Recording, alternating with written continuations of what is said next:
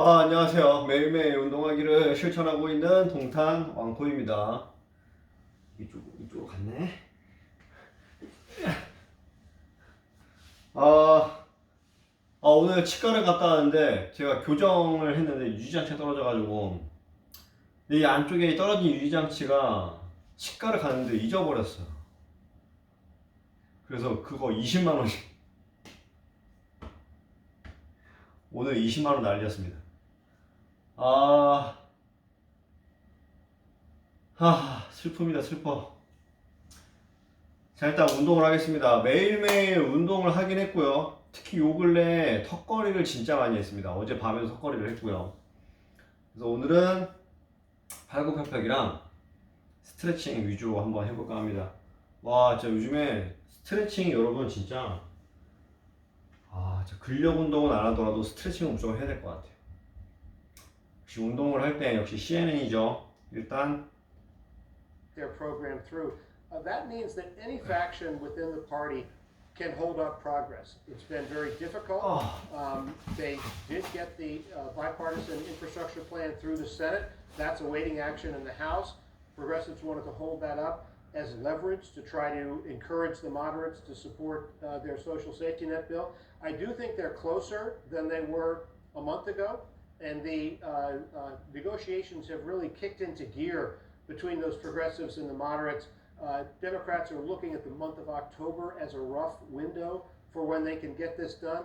And I think the odds are still in Joe Biden's favor that by the end of the month, he should be able to have some sort of agreement or deal across the Democratic Party.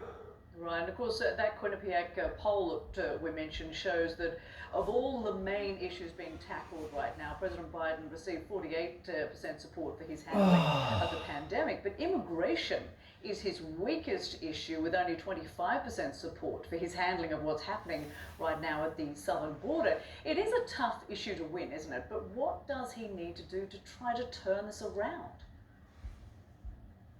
It's an extremely tough issue, as you mentioned, especially for the Democratic Party.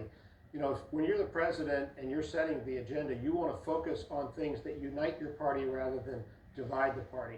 And immigration is one of those things that there's a segment of Democratic voters who are very unfavorably inclined toward rising levels of legal and illegal immigration.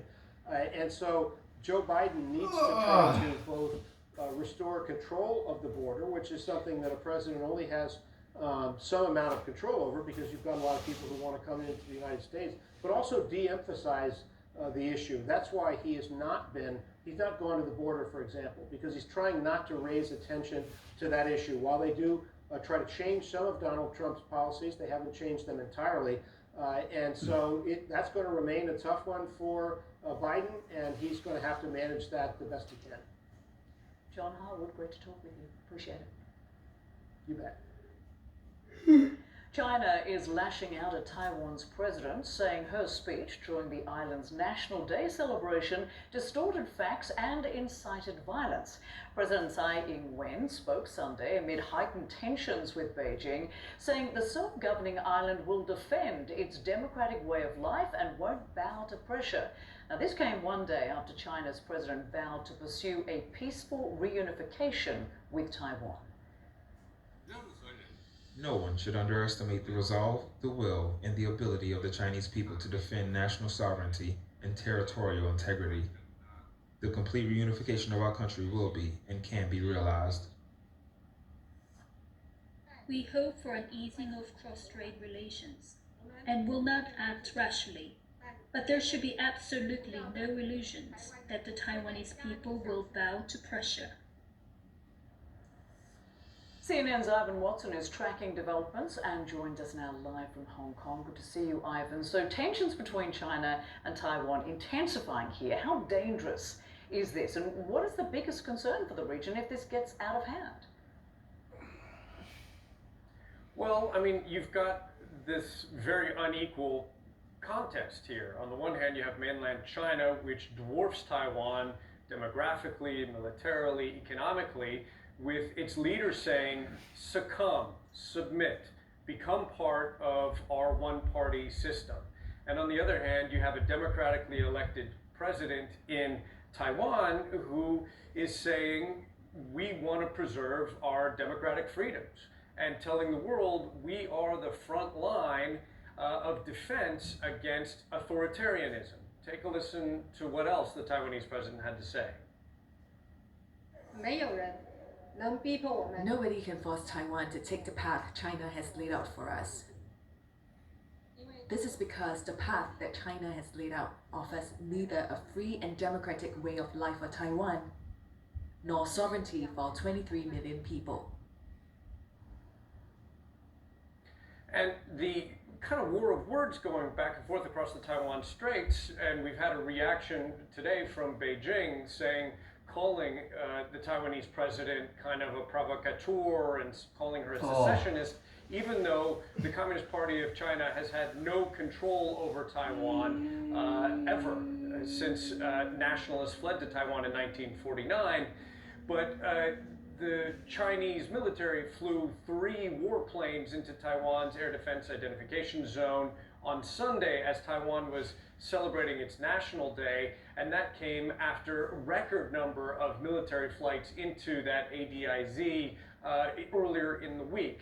So that's part of what has attracted more attention and why senior Taiwanese officials have described this as the worst they've seen relations across the strait in 40 years. Back to you. And Ivan, if China and Taiwan were to engage in conflict, either through some miscalculation or for any other reason, Taiwan would be no match for China's military might, as you touched on. So why is the president of the self-governing island pushing back so defiantly here? Well, I mean, her argument is let's maintain the status quo, and that means not becoming part of communist China. And China is accusing her of ramping up the tension. So it's a war of 2 different narratives right now.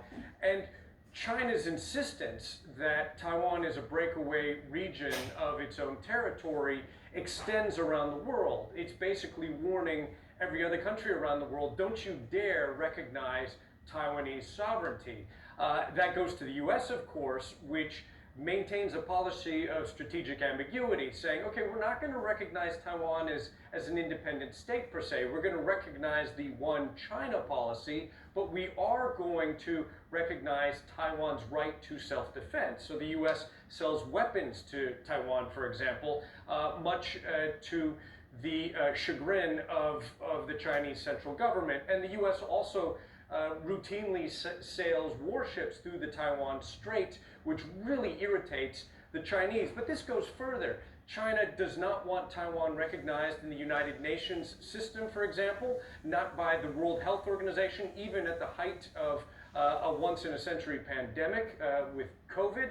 And that goes to tiny countries like Lithuania, a tiny Baltic state of some 4 million people that said it would accept a Taiwanese representative office in its capital. China protested and demanded the withdrawal of ambassadors from each other's capitals. And that just goes to show the length that China will go to refuse Taiwan any recognition at all anywhere around the world.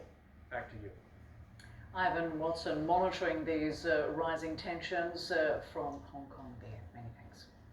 All parts of the US are dealing with severe weather, including tornadoes. We will get the latest from the CNN Weather Center just ahead.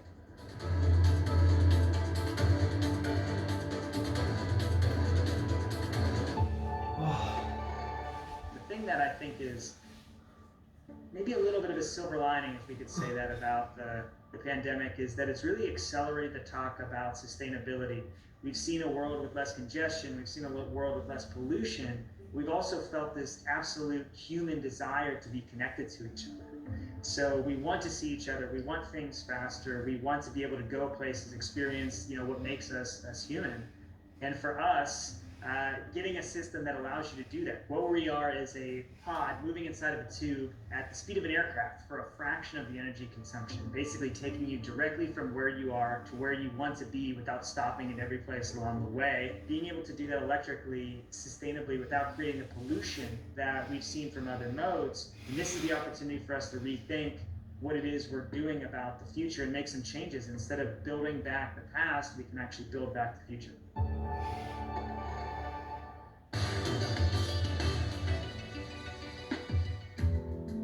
The Opus 14 is a very interesting watch. It was the 14th watch in the Opus series, which came out once a year from Harry Winston. Really idiosyncratic, large, extremely mechanically complicated watches. They were always collaborations with known independent watchmakers, and they were all highly complicated watches that did something that no other watch could do. The Opus 14 is a watch that looks a lot like a jukebox on the wrist. It shows the time in 2 different time zones, but it does so by making what looks like a little record rise up out of a jukebox and rotate underneath a record player. It's very much a love it or hate it watch. I mean, I loved it just because I thought to myself, this is completely insane, who does this? There was something super, super appealing about it. If you want something that is really, really different and that's going to be a conversation piece, it's one of the most interesting watches out there.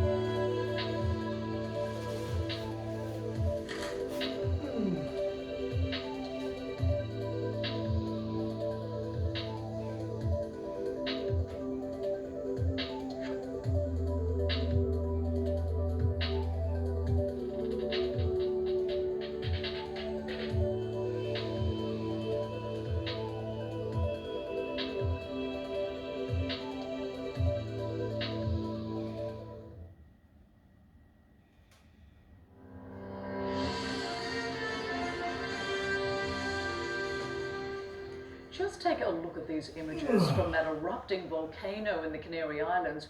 Blocks of lava as large as 3-story buildings have rolled down the hillside on the island of La Palma.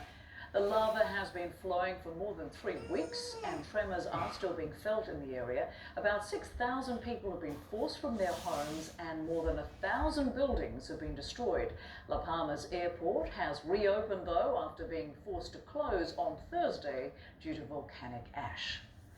Well, Sunday was the second day the central US has been hit by severe weather. The National Weather Service reported at least 9 tornadoes in Oklahoma on Sunday night as a line of severe thunderstorms has been moving through the region. The risk of severe weather is now shifting though, so let's turn to meteorologist Tyler Molden, who's been watching this very closely. So Tyler, what are you seeing? Hi Rosemary, those severe thunderstorms are now beginning to move out of Oklahoma, and as you can see with the image behind me, the storms are stretching from basically Kansas City all the way down to Houston. We'll zoom into the area where you see the red shading. This is a tornado watch that's in effect for the next couple of hours. That's for portions of Oklahoma, southeast Oklahoma, Arkansas, and portions of Louisiana and Texas as well. In total, we have seen 10 tornado reports, 29 severe wind reports. Some of those wind reports show that we had gusts almost to hurricane force in portions of Oklahoma, and we've also seen some large hail too. This system is moving to the northeast. We have a level 2 out of 5 risk for portions of the Midwest and the Great Lakes on Monday. Large hail and damaging wind are the main threats here. But it's not over for the central U.S. Here in the plains, we're looking at a level 3 out of 5 risk for Tuesday. Large hail, damaging winds, and tornadoes are the threat with this setup. And the reason why we're seeing this setup coming our way on Tuesday is because of what's developing out west. We have our first winter-like storm system developing over the Intermountain West, and it's going to drop a lot in the way of snowfall on Tuesday and Wednesday. And when you get these clash in air masses, that cold Canadian air coming down from the north, and then you've got the warm, humid air rising up from the south. Well, that clash causes severe weather, and geographically here in the U.S., we are set up for this clash to occur twice a year. And the first time is the primary tornado season, which runs from March to June, aka spring. But then the secondary season is right now in October and November. So we have 2 tornado seasons, and the main areas to see these clashes in the air masses and all the tornadoes are these areas here. You've all heard of Tornado Alley, but Rosemary, what about Dixie Alley down here across the southeastern U.S.? All right, Tyler Malden, thank you so much for keeping a close eye on all of that. Appreciate it. Next here on CNN Newsroom, he waited 90 years to make it into space. Now he'll have to wait a little longer. More on why William Shatner's liftoff is being delayed and what the actor is saying about his historic flight. Back in just a moment.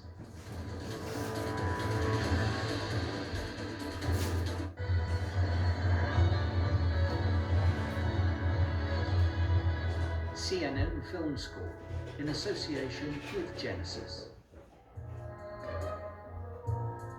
My storytelling is revealing nature in its amazing designs. So I'm just revealing the story that nature is telling us.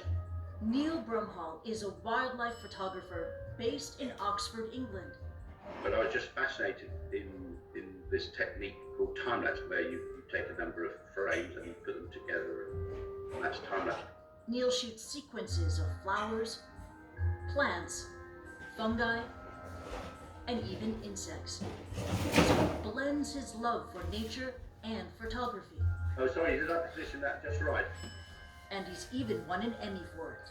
Just revealing the intricate design of nature. I'm not changing nature, I'm just revealing it.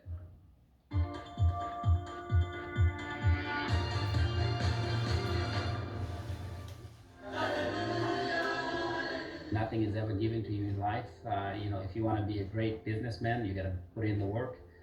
And the same applies to survivors of trafficking.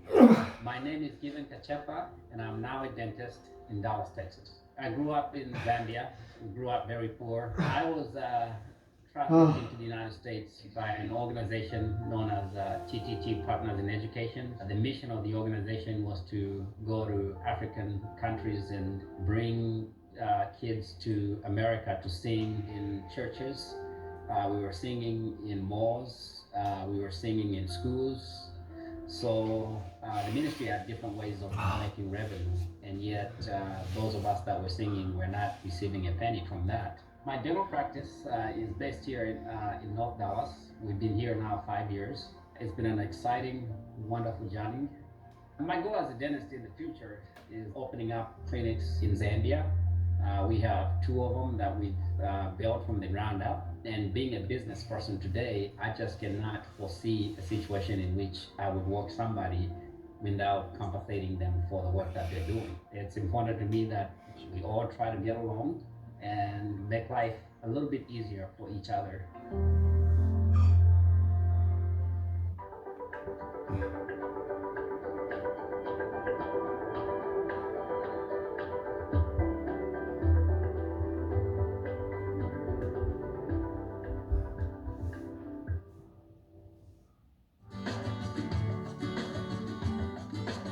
There's Indian chai tea, Japanese green tea, and of course, English black tea.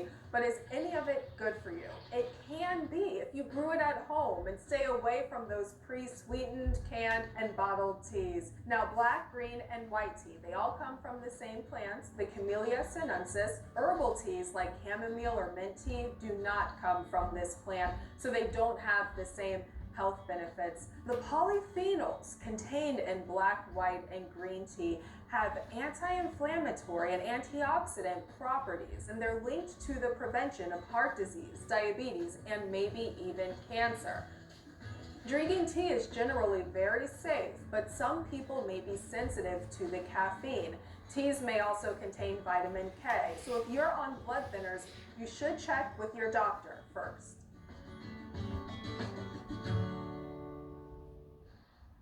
A 3-year-old boy in Texas is now reunited with his family after he was lost in the woods for 4 days. Christopher Ramirez was found Saturday in rough terrain 5 miles from his home after apparently wandering off while chasing a dog on Wednesday.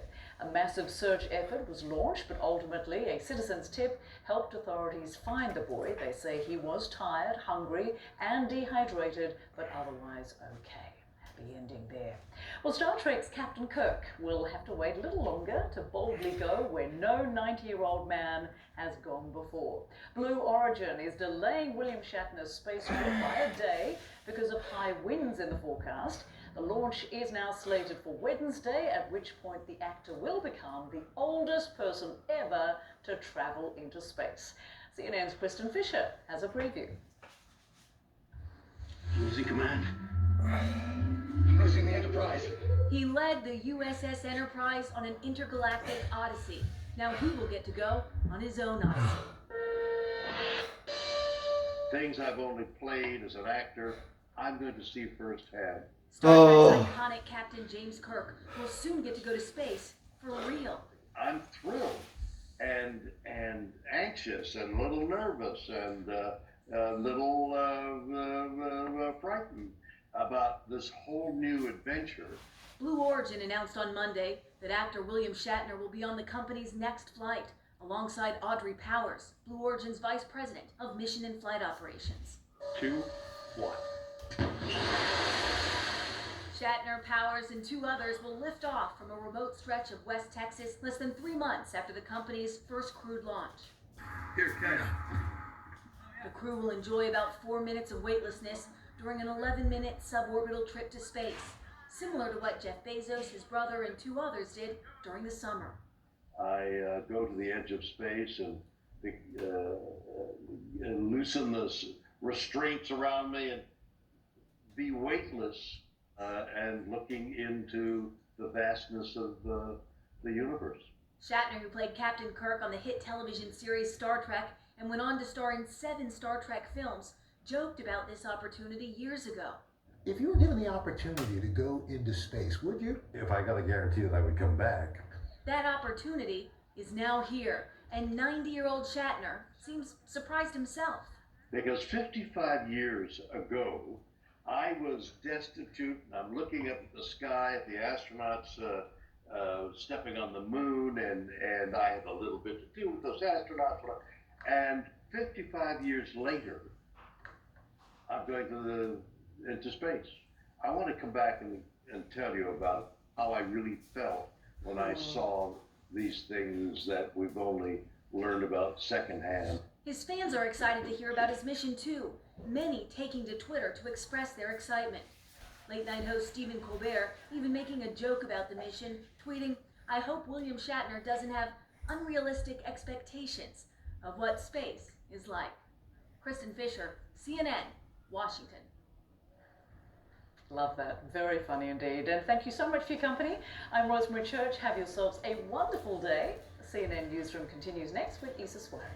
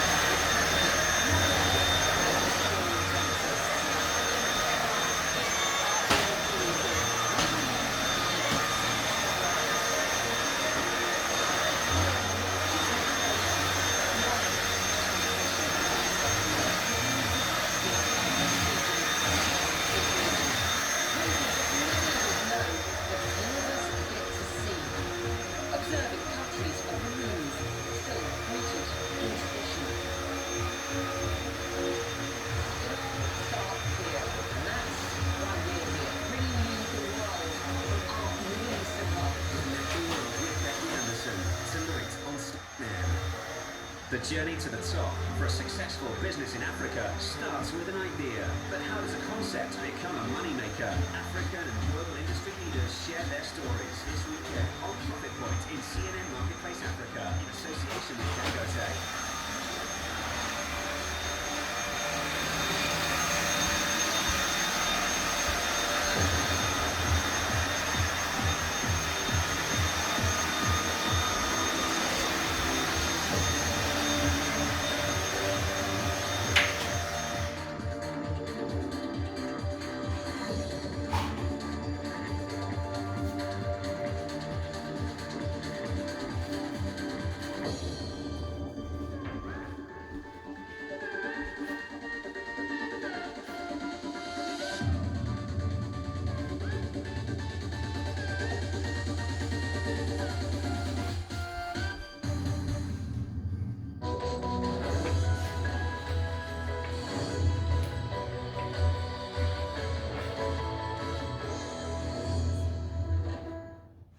I now give the floor to Clarissa Ward, CNN international correspondent. Thank you so much. I've been a war correspondent for more than 10 years in every terrible conflict that you can think of, but I have never seen anything on the scale like this. This is happening right here, right now. Life is dangerous. There are snipers all around. Is that what they want? This is something you have to do. This is one of the most unique environments on Earth. How many hours have you been on the boat? It's a humanitarian crisis growing by the day. You've got to do justice to the story. How has your life been affected? I won't say you ever really make peace with it, but you can bear witness. There are very little signs of normal human life. You can't not feel some level of personal impact. Clarissa Ward, CNN, London. I'm Hala Garani in London, and this is CNN.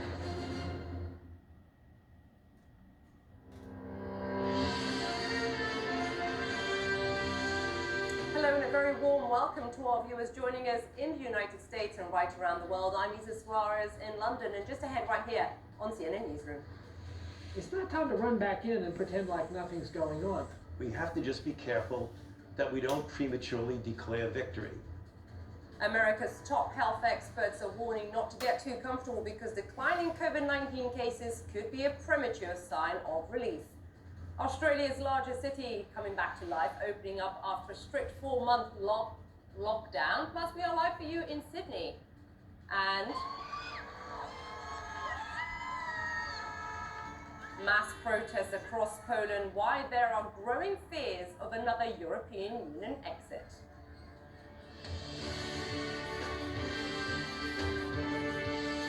Live from London, this is CNN Newsroom with Isa Suarez. Hello everyone, it is Monday, October the 11th. Welcome, and we begin this week with signs the US is gaining ground in its fight against COVID-19. Now, have a look at this pilot, this graphic we've got on your show, on your screen. The number of new cases is dropping across most of the countries. You can see that. Only 5 states actually saw a significant jump in new infections last week. Hospitalizations, if we have a look at that, and deaths are also dropping across much of the country. But experts say now is not the time, of course, to let your guard down. Take a listen. We have to just be careful that we don't prematurely declare victory. In many respects, we still have around 68 million people who are eligible to be vaccinated that have not yet gotten vaccinated.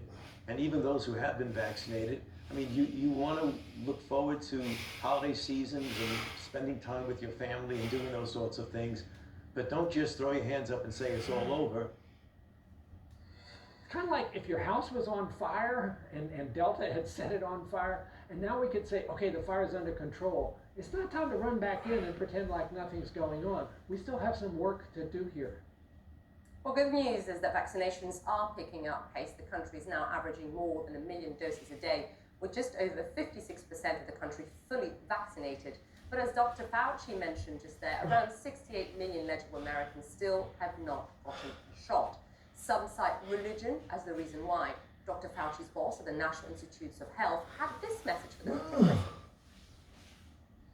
But if you've prayed to God to give you protection against COVID-19, and along come these vaccines created by science, which God has given us the ability to do, and they're incredibly safe and effective, maybe that was the answer to prayer.